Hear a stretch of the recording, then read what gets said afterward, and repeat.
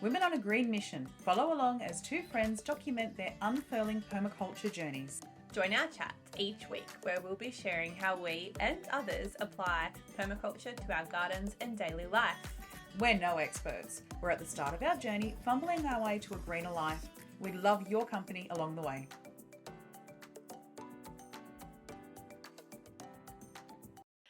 Hey guys, and thanks for joining us for another week of recording. This week we're speaking to Ernie about soil. Thanks for joining us. Hi Soil Sisters. Before we get too far into the podcast, we just acknowledge where we're recording. So whereabouts are you, Ernie? I'm on Wonnarua country in Singleton. And you, Jo? I am literally a stone's throw. Well, it's okay. It's a big throw, but it's still a stone's throw. So yeah, the same LGA. So yeah, I'm on Wonnarua country as well. Lovely. So I guess to get started, where are you? Where are you? Me? Oh my god! Goodness gracious in a different spot. Me. I've landed here up in the Northern Rivers, the lower Northern Rivers, and I'm on Yago country. So to get started, do you want to tell us a bit about yourself, Ernie, and your background and what you do? Oh, that's a big question. I know. I think that's the whole podcast. Yeah, I know. I think we'll start with I'm a suburban Melbourne girl. Grew up in Melbourne, just in the suburbs. We did have a veggie garden and a compost setup. It was pretty good, pretty schmick compost setup. My dad did a great job. He was really good at laying bricks. And I quickly took that over, and I took over the veggie garden. I think my parents probably figured it was the least amount of trouble I could get into. And then I've kind of had a environmental science flavour all the way through. Yeah. And then did a PhD in biogeochemistry. And still wanted to stay at school, so I did a dip ed, and it was handy for teaching overseas. Did that for a while. And then when I came back to Australia, I realised how much I'd missed getting my hands in the soil and growing stuff. And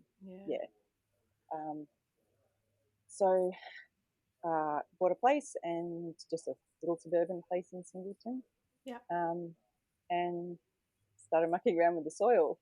And it was solid clay, so I started building it up and restoring it, and started doing research. And, started to find out it's a pretty interesting system, the soil, and got really passionate about it. That took me down lots of different pathways: permaculture, and organic, regen ag, and food is a medicine. And since I moved back to Australia, I've just been developing my garden, growing my garden, my veggies, improving my soil, and building compost, and just learning more and more. Sort of a self-taught soil ecologist. Yeah. Decided I wanted to get a microscope and see things closer up and see what was really going on. Everyone kept making these claims about how many microbes are in a teaspoon of soil, and I wanted to see them all. And I want to get in there and meet them all and count them. And So my spirit animal was tardigrade, and I still haven't seen one. So, which is probably so that I just keep looking down the microscope, right? Once I see it, I might give up. But and then it's going along nicely with all that, and thinking like, everyone should be doing this. Like, this is just so good. It's just the answer to everything. And I watched a film called Kiss the Ground about 2-3 years ago. Yeah. And like, I was kind of in shock after seeing that. I couldn't unsee it once I'd seen it. And I couldn't sit by and do nothing after I saw that. So I thought, what can I do? I'm just one person. I don't have land. I'm not a farmer. I'm not influential. But that said, I've been chipping away at little bits and pieces, and I'd started a community garden in Singleton and had some impact there, and doing other little bits and pieces with the community, slow foods, and but like I could start a movement. I love learning. I'd love to share that with everybody else, and maybe I can educate everybody else about soil and how the answers to our problems lie in regenerating the soil and growing our own foods. And I started a Facebook group called Soil Sisters Singleton. I just thought I'll start with our small corner of the world. Don't want to be too ambitious. Don't want to take on too much, and just focused on educating and connecting people in Singleton. Especially, there's a lot of transient people in Singleton. A lot of them are foreigners, and especially the wives come in attached to their husbands, and sometimes they don't speak a lot of English, and they can feel really isolated. And they come from cultures where growing their own food and having special ingredients is really important to them. And I feel if I can connect them with local women who are feeling also a little bit like lost, like that they don't have this better meaning or something, this greater purpose. Like I can see them, they're all itchy and they all want to do something and they all want to make a difference. And so if I can connect all those things together around soil, we could grow something special. So now Soil Sisters kind of chugs along with, well, actually followers from all over the world, but united by soil sustainability and soul, just, self-care, taking care of yourself. Absolutely. And just on that premise that one person can make a difference. And I thought maybe, well, if I can get one person to make a difference out of, all that, I'd be happy. But I've got a few people to make differences, and it's been cool. Amazing, the connection, and the community all around soil. How did you find the process of opening or starting a community garden and what that involves and all that kind of thing? That was it existing about 10 years ago now. Yeah, it's still going. Okay. We've got our 10-year anniversary this year. It's been a lot of things. So at first it was really for people who didn't have a lot, and just getting people to return to the simplicity of growing their own food, and like the people who didn't have a lot of resources to get the resources, both the education and the physical resources, the seeds and the soil and stuff. And then I stepped up for a little while when I would call it maternity leave from the community garden, and other people took over, and it was something else for a while. And then I came back in, and there was a new president, and she and I had very similar values, both very into permaculture and sustainability, and like beyond organic growing, just like no interference growing. And we've just really gelled, and we built quite a really lovely community who sort of followed the same ideals. Cool. And the community is it does go outside the garden, so which is lovely. And we have really lovely connections to Slow Food Singleton. And so and it's cool. a beautiful space, the garden too. So it's we're very lucky. It's just this huge open space, and I think that's the loveliest thing about it. I think you're talking to Lockie about the insecurity of community garden spaces, and we're just so lucky. We don't have a lot of vandalism, and people seem to appreciate the space and not take advantage of it. And we're just really happy for people to come. There's so much abundance there, and we're just happy for people to come and take stuff.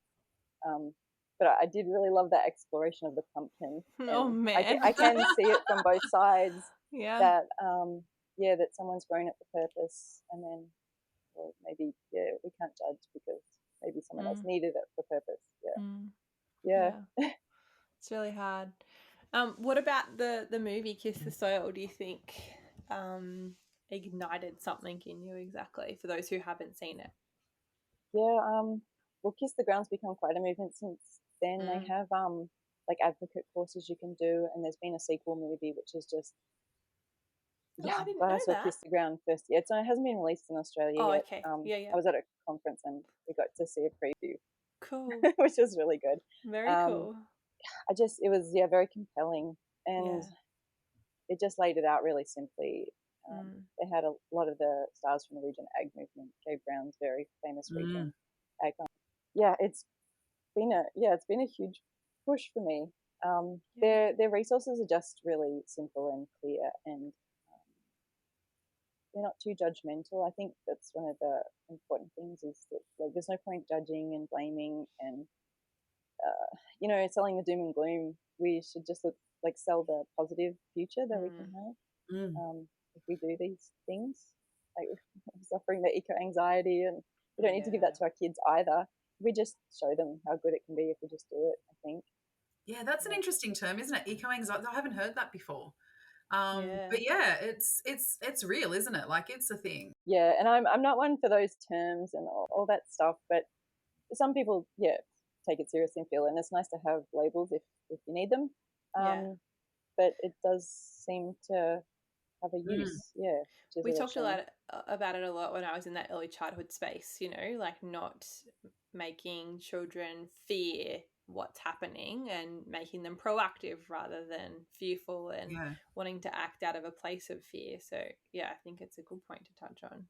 I mean, that was what happened. I saw Kiss the Ground. I didn't want to be paralyzed by fear and controlled by it. And I thought, so what can I do, and how can I make other people use their fear in a useful way, like not to be paralyzed by fear, not to ignore it or avoid it, and I wanted to motivate them to use that fear in a positive way. Cool. And the soil is just so it's so important to every aspect of life. All of everything comes from the soil, even the fossil fuels and the plastic. It's so critical. Yeah, and it's such a grounding thing. Just getting your hands in the soil, but even just walking barefoot on it. So tell us about your backyard. So you said that when you got got to your place and it was heavy clay and you started improving the soil. So what are some of the steps that you took in the early days? And if you can sort of take us through what your backyard soil journey is, because I'm thinking listeners are might be thinking about, okay, well, how does this apply to my little patch of earth that I've got some ability to change. So I wish I'd found permaculture faster. I probably would have designed my garden better. And I wish I'd known what I knew then, just like scientifically, all of the things about soil. I started out doing everything wrong. It was solid clay and it was compacted, and you want to get the organic matter in there. So I guess I tilled, which I'm not anti-tilling. It serves its purpose. But I tried to dig it up, which was really hard work. And then I'd find new things like liquid clay breaker rather than trying to dig in gypsum. But I knew I had to get organic matter in there. And I think that's where I started to fall in love with compost. And then I've been down that compost wormhole. Like it's consumed me. I mean, really. Yeah. Be the compost. I'm total compost freak. Just seems to solve all the world's problems too, because it does so much for soil, and deals with waste and social issues magic. and financial issues. But it's not magic. It's beautiful science. It's just, and I do this with my kids all the time. I don't tell them fairy tales or magic anymore. I tell them about science and nature, because it's just so much more wonderful than anything that man could come up with. So there's like these regen ag principles for soil regeneration, and but they still really apply. You can apply them to your own gardening or your own backyard. The most important one being to get roots in the soil. So my garden's come a long way, and what I try and do is practice the soil regenerative principles. And so most of my garden has roots in the soil. That said, Singleton's a pretty inhospitable climate. Lately we've been getting heaps of rain, so I felt a bit guilty. But there's been times when it's just been so dry and so hot. So my main goal is just to get roots in the soil, keep roots in the soil, because plants plants actually control most of what's going on in the soil. They're the connection between the sun, the photosynthesis, the plants, the roots, the soil, and the microbes. The plants pretty much dictate what goes on. So they do that at root level. So it's pretty good to get the compost in, and it's pretty good to cover the soil and all these other things, but you want living roots in the soil because that's the best bang for buck. So a lot of my garden is natives. I was a bit of a purist when I started out, and everything was natives and a bit of bush tucker to go along with that because I wanted edibles as well.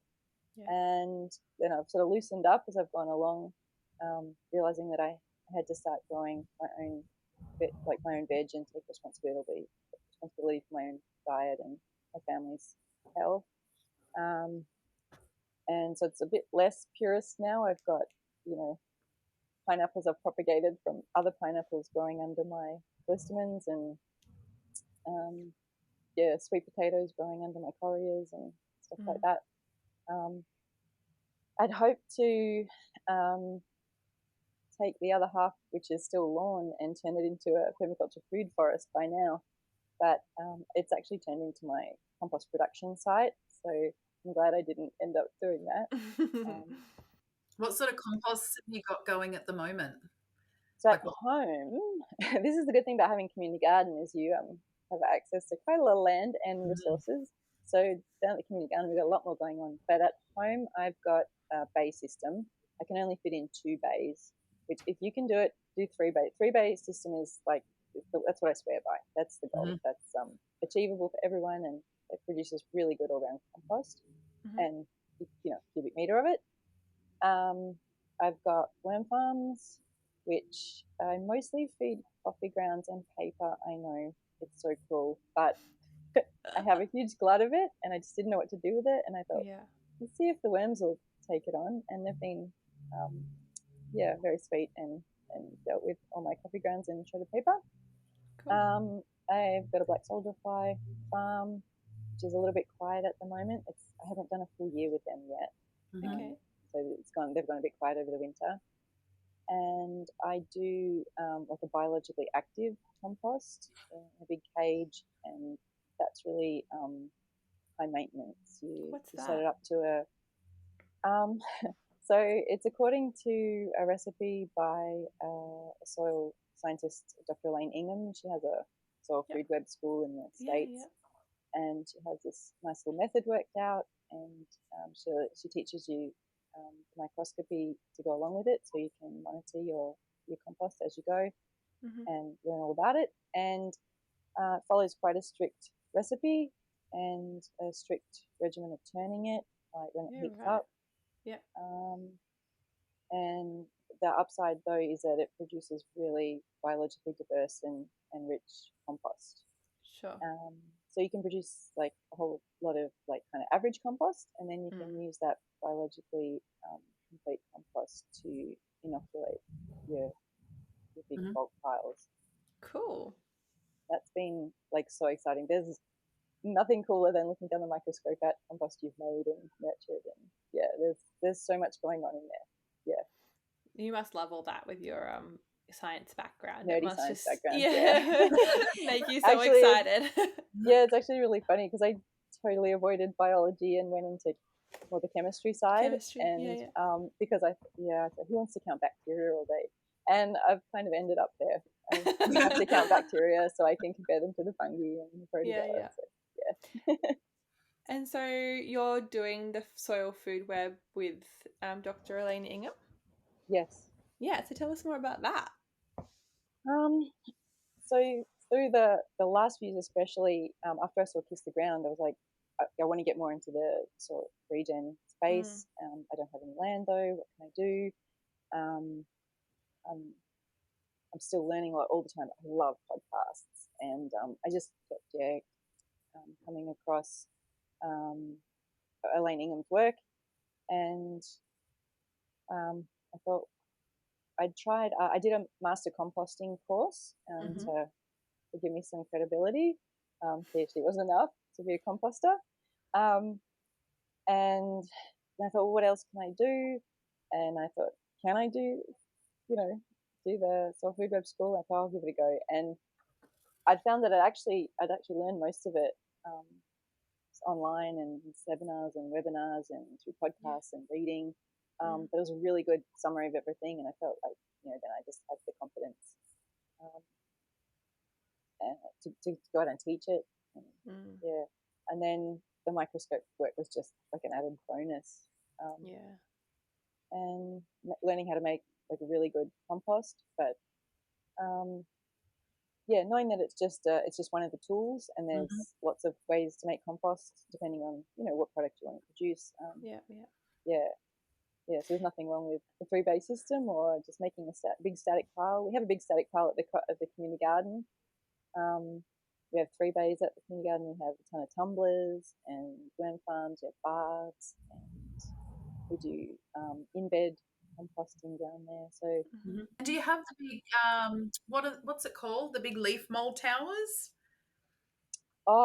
We have Johnson Soup bioreactors as well, but they're so they're a static form of composting. So most compost, because of the nature of you have to turn it all the time, it's bacterially dominant because of fungi. You're turning it, you're upsetting the structure, and the fungi don't get to form their networks and expand. But the Johnson Soup bioreactors are designed to just sit there statically for a year, but also you get enough oxygen in. You put chimneys in the pile, so you get enough oxygen in for the bacteria to still survive. So you get a better balance, because you get a more fungi dominant compost, which is better for high succession plants like orchards and perennial plants. So I was going to ask, what's the difference between a fungal or a bacterial dominant compost, and what are their, I suppose, not necessarily a con, but what are their pros? What are their benefits for either side?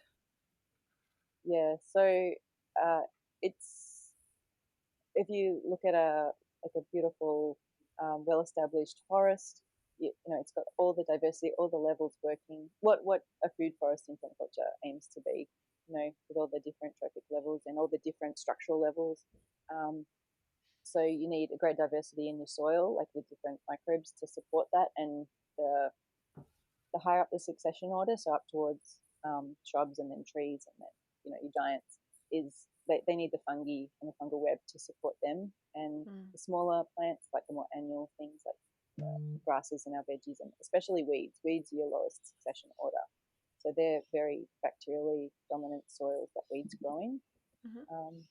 This is why, I mean, I'm calling them weeds, but there's really no such thing as weeds. They're just indicator plants, basically. They're telling you that your soil's at a very low succession order and it's bacterially dominant, and if you want to grow something else, you're going to need to take that soil to another place. So the growing fungally dominant compost is good for that if, you know, you want to feed your orchard, or that. If you're just growing veggies, you know, a regular compost that you're turning frequently is fine.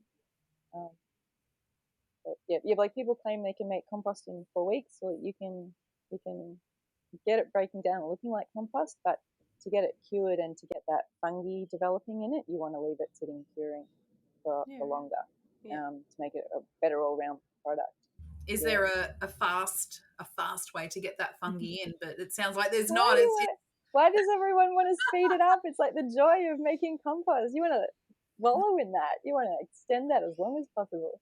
That said, the biocomplete method, that turns it out pretty quick, because you're heating it up so fast. So you're really getting your microbes going, cooking in that. So that's probably the first phase of that's probably 4 weeks or less, and then you wait for the temperature to come down, and then that's when worms and microarthropods and bugs and stuff can come in and break down the bigger bits that are left. And then you got a third phase even after that, where the fungi come in and start to build networks, and the whole food web starts to develop. So you're really, you know, cutting yourself short if you try and use your compost too quick, because you're missing out on the opportunity for all those interactions and that ecology to develop. So for a backyard gardener like me, who doesn't have a PhD or science background, when I look at my soil that I plan to be growing in, what kind of things should I start with when observing it and kind of starting to look into that process? you're looking at your soil and observing your soil, you're doing the first step. Okay. It's one of the things I suck at most in permaculture is that observation step. I really just like to get in there, but it's the one thing from farmers to backyard gardeners that we don't do enough. We just don't look and observe our soil, and we are part of nature, and we know healthy soil when we see it, smell it, look at it. We know innately, yeah, you don't think you do, but you do, and you can definitely tell from smell how healthy it is, or even what it might need. Yeah, so the first thing I would do would be to just dig a hole and look at my soil.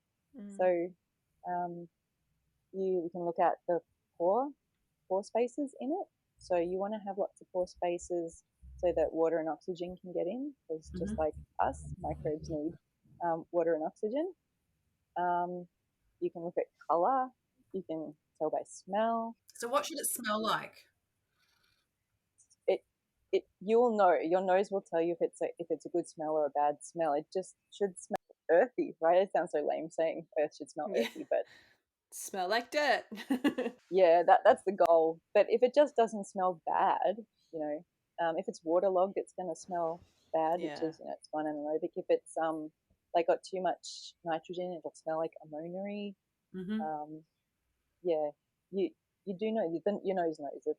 We're part of nature and we're equipped with these skills, and people need to trust the guts. I love that so much, because we second guess ourselves and we go, oh, I'm going to go find it in a book or go online and have a look. Ask but you an do expert. it's why the nose sometimes is over the mouth, so that you smell it before you pass it right in there into your system. And what else should we be looking for in our soil?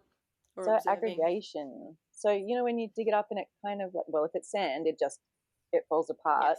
But if you've got good aggregation, like you get like lumps of soil that kind of hold together, even if you were like to put it in water, it would kind of still hold its shape. So they're formed by the bacterial glues. The roots instigate that. So the more the roots put out exudates, and then the bacteria feed them. The bacterial glues and root exudates just build these balls of soil. And when you pull out roots, you'll notice like that the soil's clumping on them if they're really active and doing what they should be doing. Color, of course. Color will tell you about what kind of soils you've got. So my soil's pretty orange on clay, which is a gift. I didn't realize that at first, but it is a huge gift, because you can always improve it by adding organic matter, but you can always improve any soil by adding organic matter. That's the answer. Compost. But it's full of minerals and nutrients, and that's what the color of your soil will tell you, what minerals you've got present. Worms. You should be looking for worms. Like I think it's like a 30 by 30 sort of plug of soil, you should probably see at least 10 worms. That's really good healthy soil. Okay. And you'll see other things too. Be looking for other critters. They don't go down too far though, probably like 10 centimeters at most. And are there some simple tests we can do ourselves to kind of figure out, whether we've got more clay soil or sandy soil, if our soil's lacking in a particular thing that we can just do at home that's nice and easy? Well, I'm an educator, so you would have done it in the PDC. But for those at home, jar tests. Jar tests. So you take a good mixed sample of your soil and you shake it up in a jar with a drop of detergent, and then you leave it to settle. And the layers. So the three main structural components of mineral soil are sand, silt, and clay. And so, of course, the sand's the heaviest; it'll settle out on the bottom, and then the silt settles out, and then the clay's the smallest particles that sort of stays in suspension for a while. It might eventually settle out, depending on how bad your clay is. And then you can work out from the overall percentage what percentage sand, silt, and clay you've got. And then there's a very famous little diagram. It's a triangle, and you can figure out what sort of soil you've got, if it's sandy loam or sandy clay or whatever it is. it's nice to know these things, and it helps you decide, you've got well-drained soil and things like that. But the answer is always the same. To fix it, it's always add compost, add organic matter. That's the easy thing to do then, isn't it? Like, it's like there's no huge amount of research in how do I fix it. It's, the solution is always the same. It's just about the understanding of what's actually going on. So even really, if someone didn't test their soil for nutrients, and they didn't do the test in the jar, and they didn't have a soil analysis or a pH analysis, they could just make compost and just add compost. And it fixes pretty much all the problems. So I've got a chemistry background, and I've never pH test myself, never. I know, because I've got a lot of organic matter in there, that it's pretty well buffered, but I just wouldn't waste my time.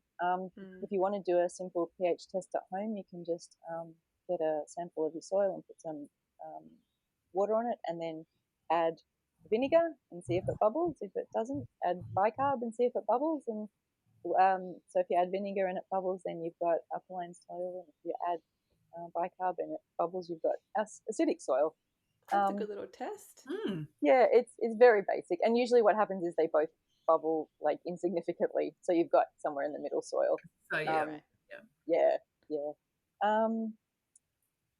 if you have a reason for concern, like you think your area might have been polluted by something in the past, it's good to get a proper soil test. But for the average backyard gardener or community gardener, the soil tests are mostly just a lot of fun. A good one that we had a lot of fun with at the community garden was soiling your undies. If you don't have a microscope and you want to know, if you don't have a microscope and you want to know how biologically active your soil is, take a pair of cotton undies and bury them 30 centimeters down and wait, I think it's 6 or 8 weeks or something like that, and then dig them up if you can find them. And if there's a lot of them left, then your soil's pretty dry and there's not much biology going on there. But if you've just got a waistband left, then you're in business. How cool's that? I know, touching on that soil testing, I think I saw it on Gardening Australia, actually. For anybody who's in Victoria, if you do want to get your soil tested, they're doing it for free down in Victoria at the moment, through a program. I'll have to find what it is, to see if you have contamination there. And then there's a map that goes with it, so all the data that they get from the mapping will tell you if your suburb or area is a hotspot for highly contaminated land, so that should I be building maybe my veggies in above ground beds and things like that. So that's pretty cool. And depending on where you live around Australia, your council might offer that service too. Yeah, cool. That's good to know. So I wanted to ask about, because we do have a lot of listeners that are very urban based as well, and some of them are, they might just have a couple of little courtyard gardens or balcony gardens.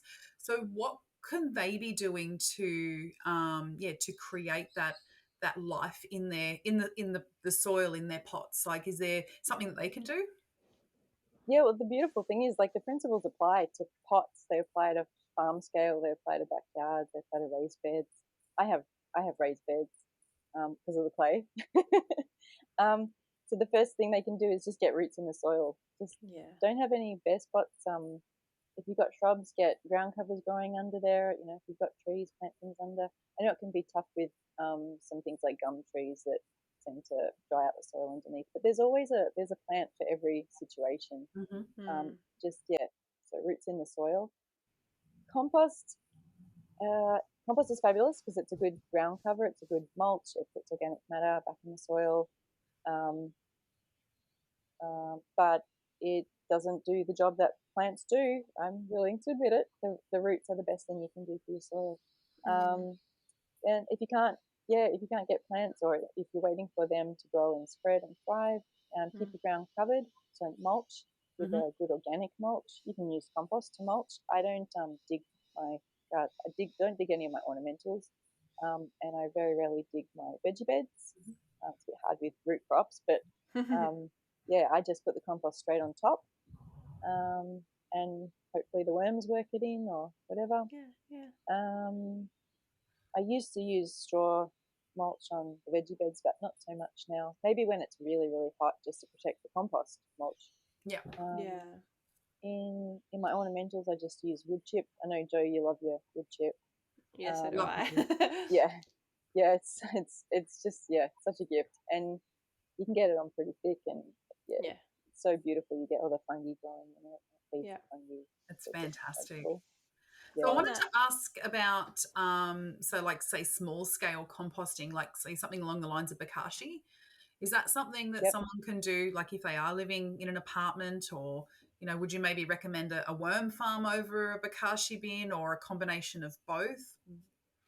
I personally would recommend a worm farm over anything. I reckon it's the best. It produces the best quality compost. Yeah, right. Worms are magical. Yeah. They don't get rid of your weed seeds, though. It's science. Magical science. Magical science. Oh god, the science in worms is amazing. They, like us, they don't actually digest the food. It's the bacteria in their guts that do it, just like us.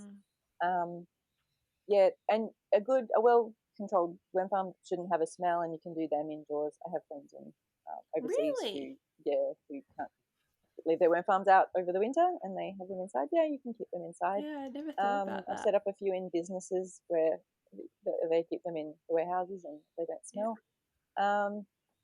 But it's not for everyone, and not everyone can keep it from turning smelly or whatever. And you do need a fair bit of food. But bokashi is good. It's not really a form of composting by definition, but it's a really good way to treat your waste before you do compost it or bury it or whatever composting method you choose.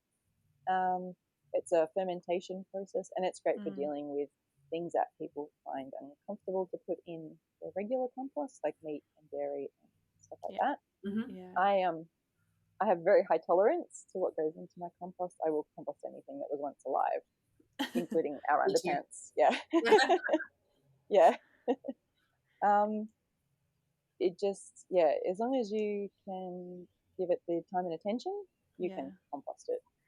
And if you can't give it the time and attention, then don't compost it.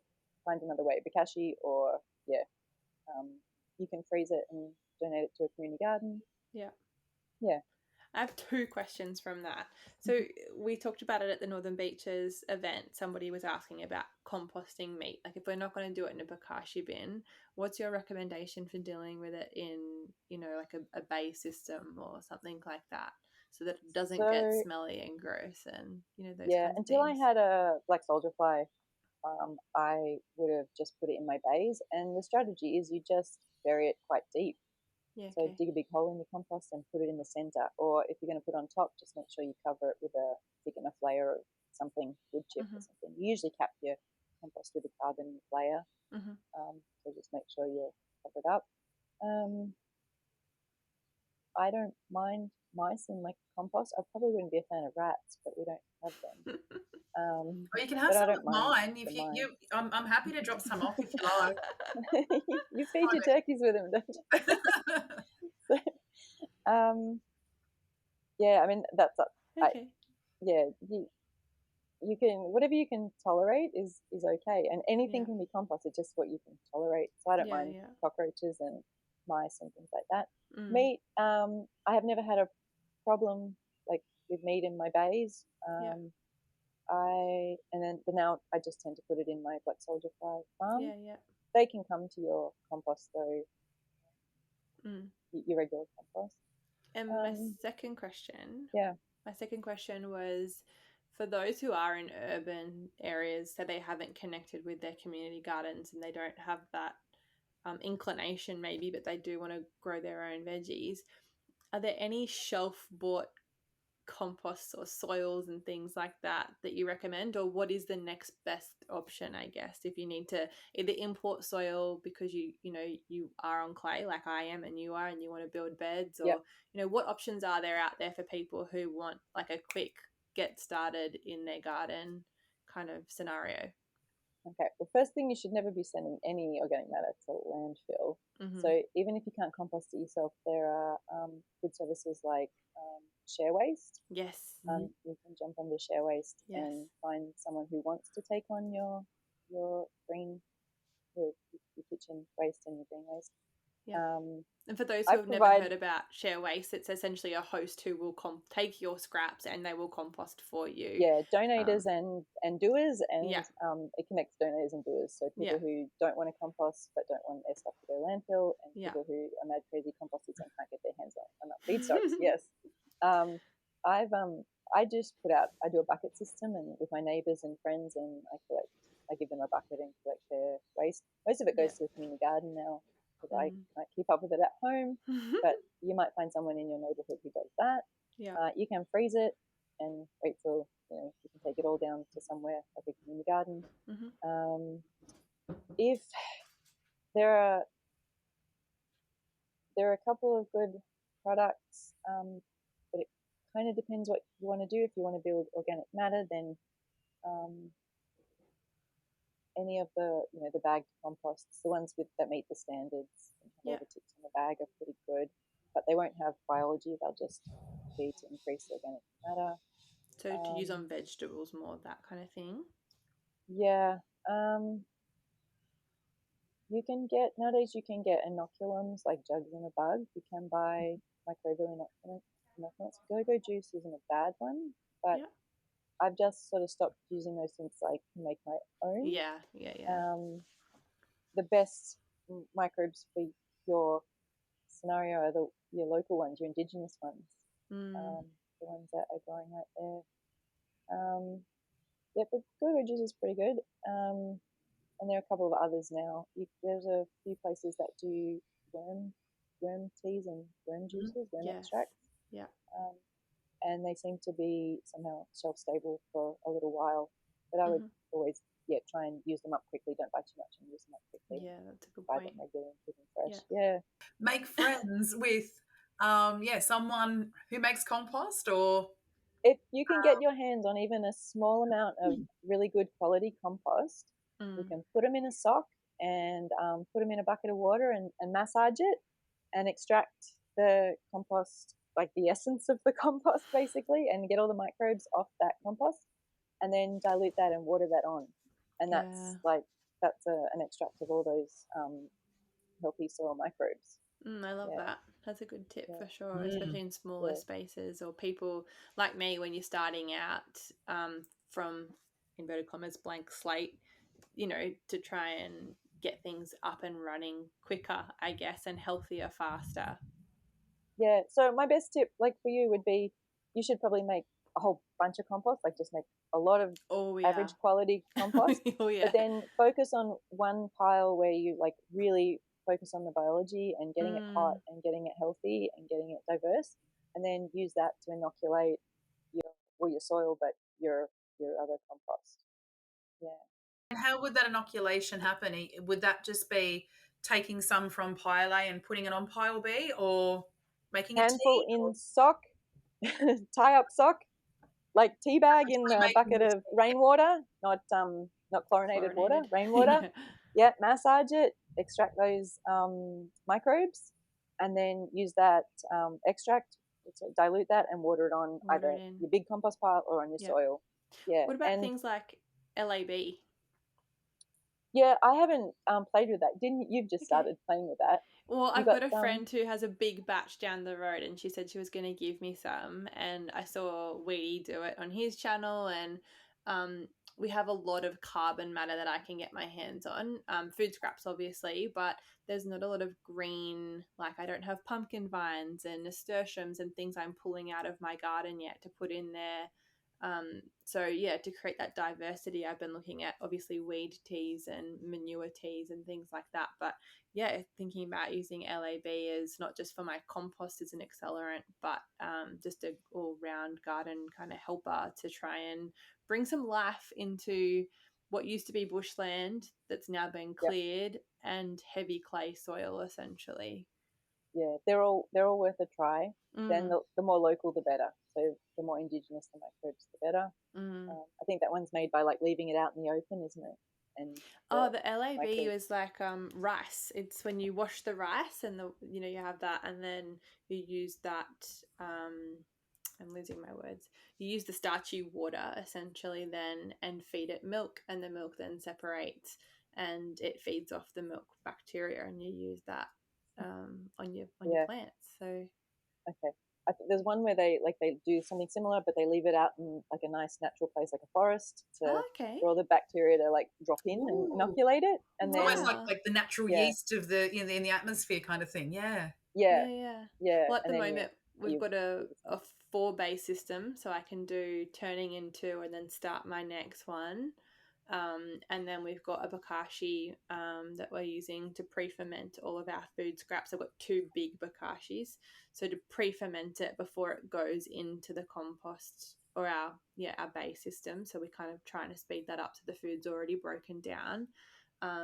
We do have a lot of mulch, so fortunately our local tree lopping company, because it's a area where they're clearing land for housing, they'll just call me up and say, hey, do you want some more mulch? So I've got piles of mulch lying around getting nice and hot. which is a gold. Oh, Yeah. beautiful. And it's all like good stuff, like natives that are all mixed in, and they do the whole leaves and the flowers and big trunks. So it's like, it's really good. And like I've gotten to the middle of the first pile and it's just, there's all this white fungi all over it, and it's hot when I dig into it. And well, not with all this rain at the moment, but so we're very fortunate that we have access to a lot of that. But I think, as much as like you're saying as well, it's a slow process and you want it to take the time so that you get a really good, high quality, highly nutritious kind of compost for your garden. I'm just so impatient. I'm terrible.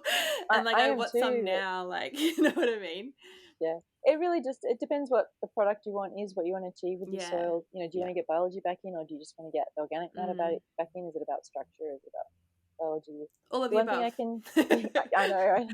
The one thing I can say is the best use for your compost extract or any of these like microbial inoculums or anything is your seeds. Never plant a seed without applying some biology to it. It makes a huge difference. You're just really targeting the plant.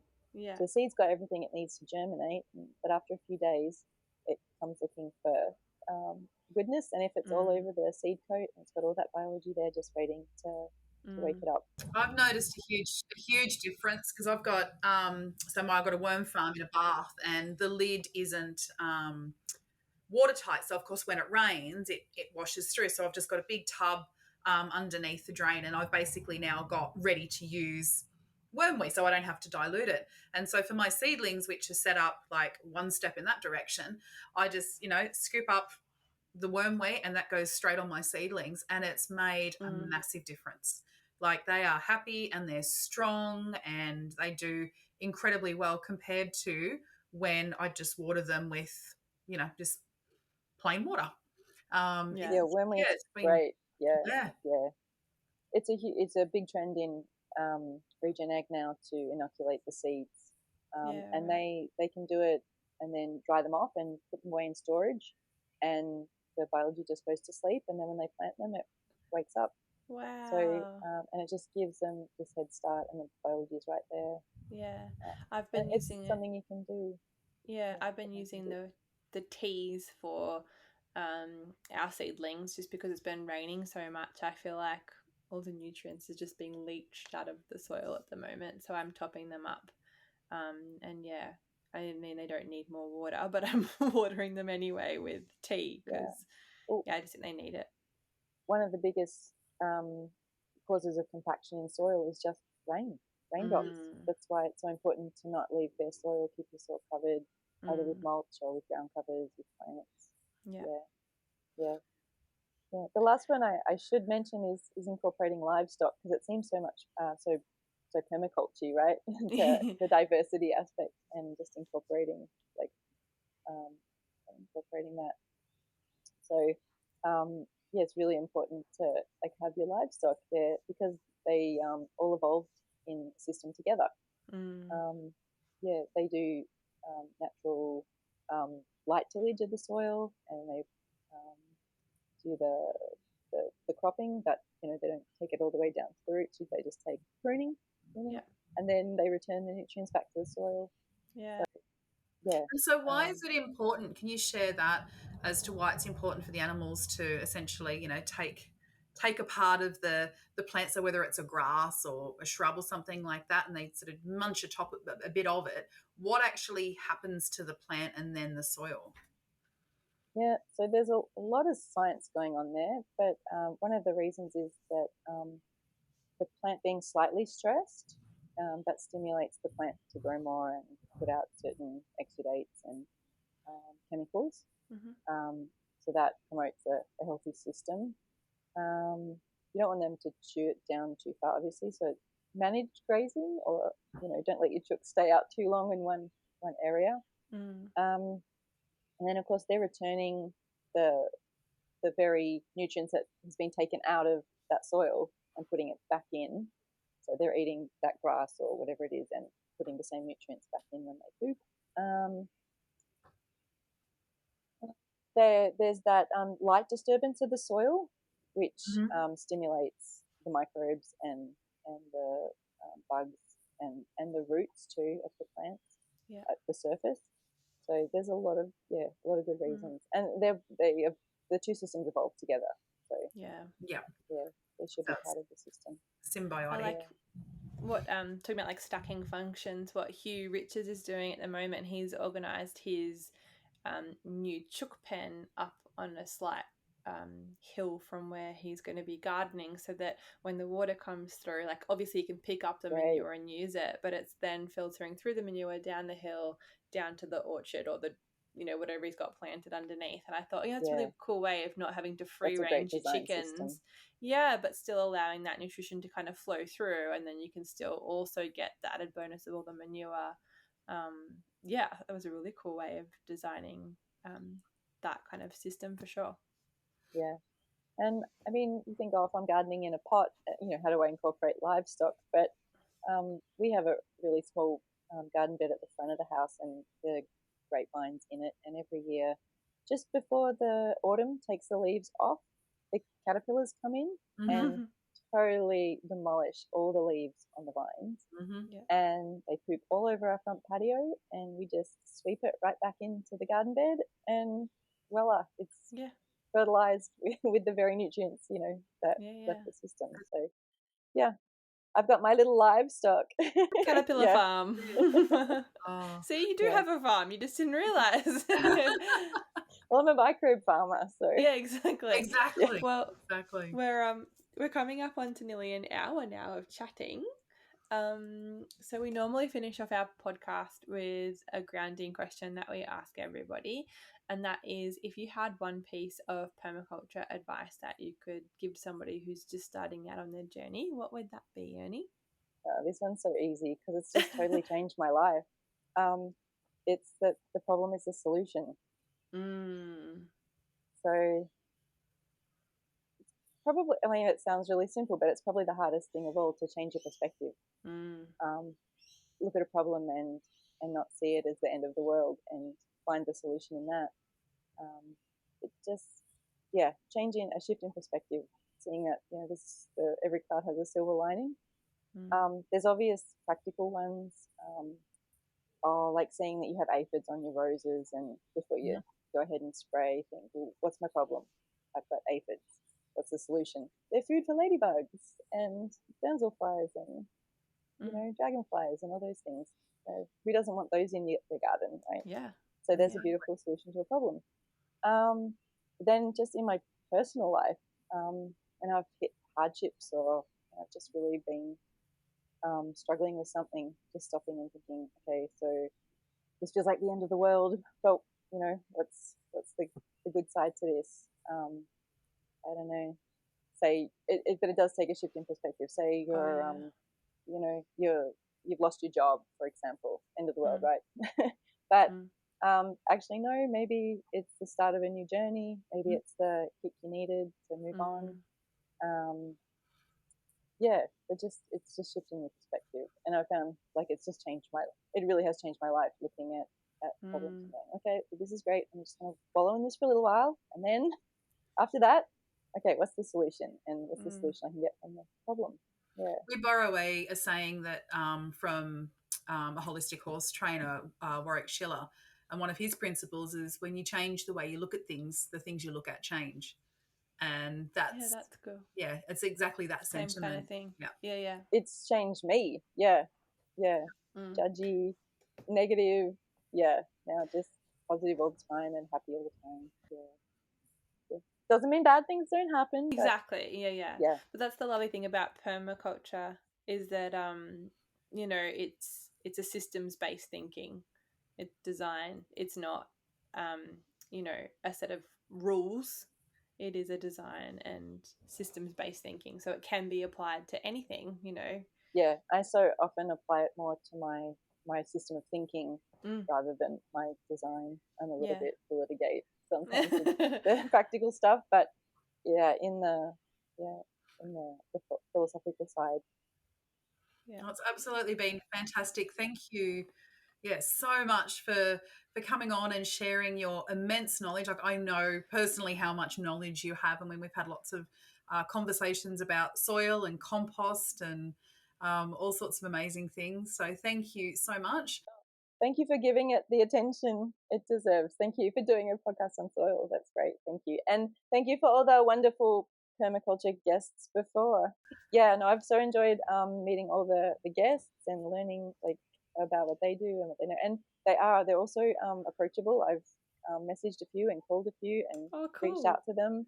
Yeah. And so I wouldn't have done that had I not met them through your podcast. So that's thank you. Fantastic. Well, if anyone wants to reach out to you, Ernie, can they find you at Soil Sisters on Facebook? Absolutely. Soil Sisters Singleton on Facebook. I'm pretty hard to disguise and hide. Ernie Harbott on Facebook. I think there's only one of us. Come down to the Singleton Community Garden on a Sunday morning if you if you're more of a face-to-face, but I love doing the messenger chat and I don't mind picking up the phone either. And I'm just very passionate about education and learning myself. So if you feel like it's a stupid question, please ask me. I love answering all questions. Wonderful. Well, we'll make sure that we put all the links and how to get in touch with you in the show notes. But once again, thank you so much. Yep. And go to Permaculture at the Pub, or if you're more local, come to Coffee and Compost. Oh, where's Coffee and Compost? And it's the Singleton Information Centre Cafe on the first Saturday of the month. Yeah. And that's great because there's a big playground there for the kids too that you can incorporate into your visit. Go visit Worn Out Wares, and there's a few things to do around there. Yeah. Beautiful. Thank you, so much, ladies. Ernie. Thank you very much. No worries. Thanks for listening to the Practical Permaculture podcast. Jump onto our Facebook group to keep the chat going and to look for any resources that we mentioned on today's show. Look in the show notes. And if you liked the episode today, then subscribe. Please give us a review and share. And if you didn't, then that's okay. We're sure you'll find the right podcast for you. Bye. Bye.